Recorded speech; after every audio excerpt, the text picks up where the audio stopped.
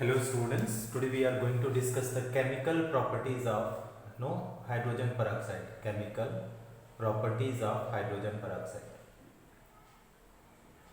So dear student, if you talk about the chemical properties, it is first properties you see, that is stability. Okay, stability. So it is not stable student. Okay, it is the hydrogen peroxide is it is an extremely unstable compound student. Okay, even it's a small amount of the sunlight will fall student, then it will decompose, so that it is kept in the in the dark solid waxed glass student, waxed glass. So it is the, you can write that it is highly unstable in nature. Okay, unstable in nature.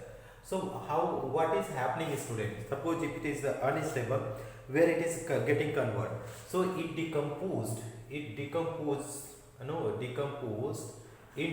decomposed into water, H2O, and dioxygen, right student? On the exposure of sunlight, on exposure of sunlight.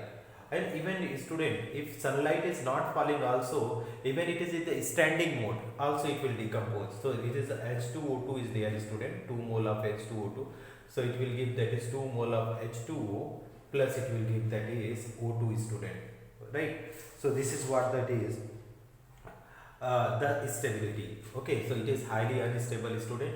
Second property is acidic nature student, acidic nature. So if you talk about acidic acid nature student, so it's feebly acidic student. It is feebly, very feebly acidic in nature.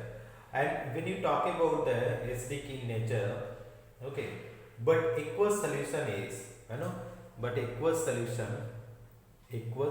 is neutral. Okay, neutral to the litmus paper. To litmus paper means it will not change litmus paper red to blue to red student, or any color. Why student? Because it is the very less acidic student. Okay, the second point, when you talk about the second point student, that is what that is, how we can prove also. It reacts with it reacts with base, and formed respective peroxide, peroxide. So if it is reacting with base student, it will form that is respective peroxide. So how it will form the peroxide student? Let us have a look over it student. Here I am writing the equation student, when it is reacting with the base. So the first method here is, suppose we are treating with the NaOH student, NaOH, and treating with the H2O2. So what it will give student? It will give that is 2 mole you take student. So it will give that is Na2O2, right? Na2O2. Okay. And together with what it will give student? It will give that is plus 2H2O. Plus it will give 2H2O. So this is what student? This is known as what? Sodium peroxide. This will give, this is sodium peroxide.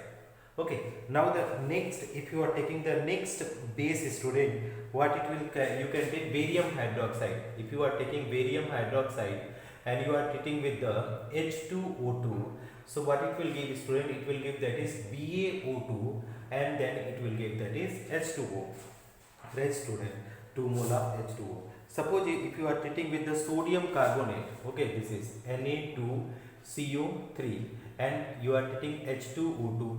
So what it will give student? Again it will give that is Na2O2 student, Na2O2, plus it will give Na2O2, plus it will give student carbon dioxide, plus it will give that is water molecule. So this is how it is reacting with the base student, and it is giving what student?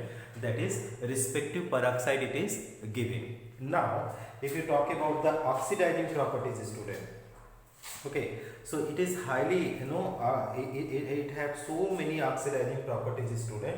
So if it is convert the sulfide, sulfide of metal to the sulfate, okay, sulfide of in the metal in the sulfate, ferrous to ferric, okay, ferrous to ferric. So how it is oxidizing, student? Third properties. Okay.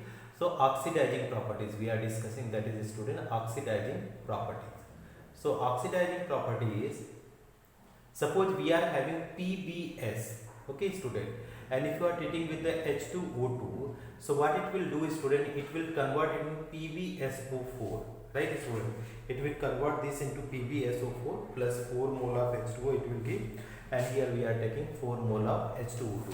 So you see student, what is happening here? Here is oxidation state is +2, okay, and here is, if you talk about this one, the metal, this is oxidation state is also here +2, okay, and but here the oxidation state is -1 and here is -2.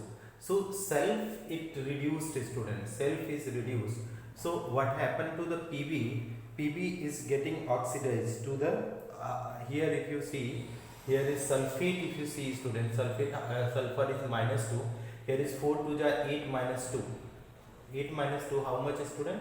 That is +6. So sulfur here is what is happening student, in this case oxidize.